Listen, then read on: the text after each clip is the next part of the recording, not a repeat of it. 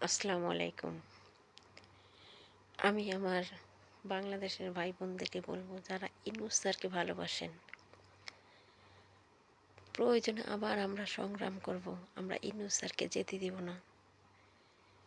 Yunus sir এই ৮ মাসে যা করছেন, স্যার আপনি এইগুলা কার হাতে তুলে দিয়ে যাবেন?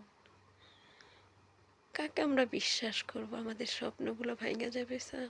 আমাদের দেশটা অনেক নামি হবে, দামি হবে, সব দিকে ভালো হবে। আমরা কার কাছে আশা করব? স্যার আপনার পায়ে আমরা আমাদের দেশটা ভালো হবে স্বপ্ন দেখা শুরু করছিলাম। এই দেশটাকে স্যার আপনি অন্য কারো হাতে তুলে দিয়েন না স্যার। প্রবাসী ভাইয়েরা, আপনারা ইলেকশন দিলে আপনারা রেমিটেন্স বন্ধ করে দিবেন। ওই কুত্তাদের হাতে, শয়তানদের হাতে আমরা দেশকে ছাড়তে চাই না। ইনুস স্যার যদি বয়সের ভারে, সে যদি কাজ করতে তার ক্লান্ত লাগে, প্রয়োজনে আশিক চৌধুরী স্যার দাঁড়াবেন, তাকে আমরা ভোট দিব।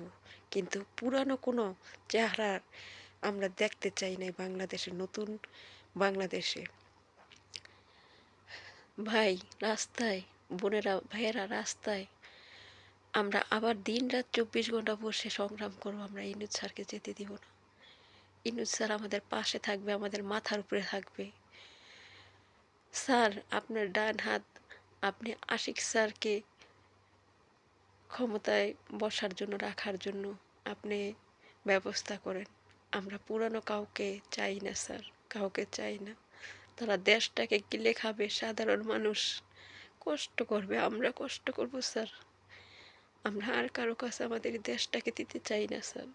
প্লিজ স্যার, আপনি গেলে আমরা কার কাছে যাব স্যার? আমাদের স্বপ্নগুলো আর থাকবে না স্যার।